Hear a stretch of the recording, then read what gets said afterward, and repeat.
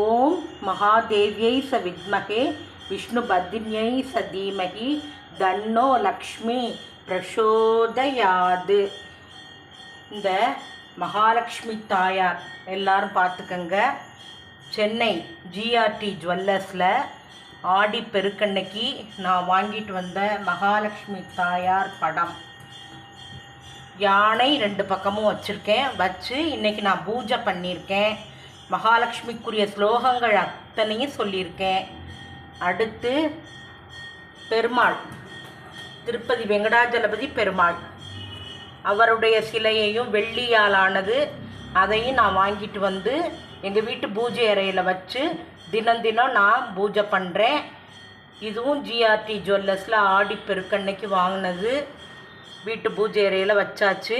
நான் சென்னை போயிருக்கும்போது சென்னை டி நகர் ஜிஆர்டி ஜுவல்லர்ஸில் நான் வாங்கிட்டு வந்திருக்கேன். பாருங்கள் எவ்வளவு அழகாக இருக்குது பாருங்கள்.